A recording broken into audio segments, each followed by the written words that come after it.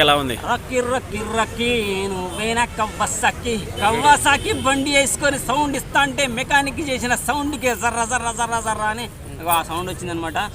రాక్కి mechanical cinema వచ్చింది. చిరంజీవి అన్న ఇలాగా మంచి పెర్ఫార్మెన్స్ ఇస్తాడు అనుకున్నా, కానీ ఈ రోజుల్లో ఉన్న హీరోలు యూత్కు తగ్గట్టుగా ఎలాంటి పెర్ఫార్మెన్స్ ఇవ్వాలో అటువంటి పెర్ఫార్మెన్స్ ఇచ్చిండు.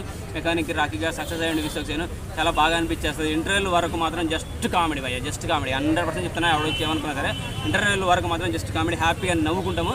ఇంటర్వ్యూల తర్వాత సెంటిమెంట్లు, గోస్ బంప్స్, బీజిఎం, ఇద్దరు హీరోయిన్లు ఇచ్చే ట్విస్టులు, మీనాక్షి చౌదరి ఇచ్చే పెర్ఫార్మెన్స్ అంటే కొంచెం ఎమోషనల్గా చిన్న క్యూట్ లవ్ స్టోరీ ఉంటుంది. ఇంటర్వ్యూల తర్వాత కూడా చాలా హార్ట్ టచ్ అవుతుంది. మనం దాని త్రూ అవుట్ వెళ్ళాలనుకుంటాం, తర్వాత ఏం జరుగుతుందని అనిపించేస్తాను అనమాట.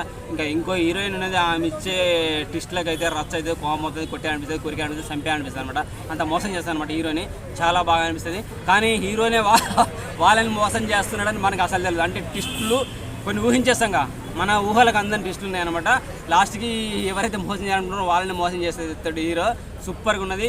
అలాగే ఇందులో కొంతమంది చేసే స్కామర్లు, ఆన్లైన్ మోసాలకు మనం మోసపోకుండా ఉండాలనుకుంటే ఖచ్చితంగా ఈ సినిమా చూడాలి, తెలుసుకోవాలి.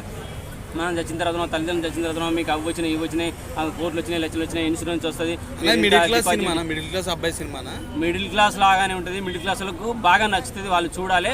మోసం అనేది ఎవడైనా మోసపోతాడు. మిడిల్ క్లాస్ వాళ్ళు ఎక్కువ మోసపోతారు, ఎందుకంటే వాడికి డబ్బు వాల్యూ తెలుసు కాబట్టి. అయ్యో డబ్బు దొరుకుతుంది అనేసరికి ఏంటంటే ఒక 10,000 ఖర్చు పెడతాడు, ₹1,00,000 వస్తుందని. సో ఆ తొందరపాటు పడవద్దు అనేది ఒక మంచి మెసేజ్ ఉంది. ఆ మెసేజ్ కోసం సినిమా చూడాలని అయితే కోరుకుంటున్నా. సూపర్ గా అనిపించేస్తుంది. సెకండ్ హాఫ్ లో ఉండే ఒక క్యారెక్టర్ కూడా కామెడీ. అలాగే సునీల్ గారు కూడా అయితే ఒక లుక్ చూస్తే మనకు ఒక పుష్ప లుక్ గుర్తొచ్చేది. ఆ రేంజ్ లో విలనిజం చూపి, విలనిజం కాదు అన్న ఇచ్చే కామెడీ సూపర్గా అనిపిస్తుంది. మనం విలన్ అనుకుంటాం, విలన్గా కొద్దిపాటు డైలాగులు అంతవరకు సక్సెస్ అవుతాడు. ఇంటర్వ్యూ తర్వాత అన్న కూడా యాక్టింగ్ చేస్తున్నాడు, నవ్వించడానికి, మనకి హ్యాపీనెస్ ఇవ్వడానికి. భిన్నంగానే ఉంది, వాటికి సంబంధం లేదు. భిన్నంగానే ఉంది. ఇంకా డిఫరెంట్గా ట్రై చేశాడు. సెకండ్ హాఫ్లో అయితే సక్సెస్ అయ్యాడు. ఫస్ట్ హాఫ్లో మాత్రం ఇంతకుముందు వచ్చిన వాటిలాగానే కామెడీ ఎంటర్టైన్మెంట్ అనిపించేది. లేదు, ఫస్ట్ హాఫ్లో కొంచెం అనిపిస్తుంది, కానీ జస్ట్ అది కామెడీ పరంగా చూసుకుంటూ పోలే. ఇది క్యారీ అవుతూనే సెకండ్ హాఫ్ ట్విస్ట్లకు దానికి మీనింగ్ వస్తుంది అనమాట. అందుకనే ఫస్ట్ హాఫ్లో కొంచెం అలా ఉంటుంది. హిట్ కొట్టాడు, బ్లాక్ బస్టర్ అని చెప్పని హిట్ కొట్టాడు. ఓకే.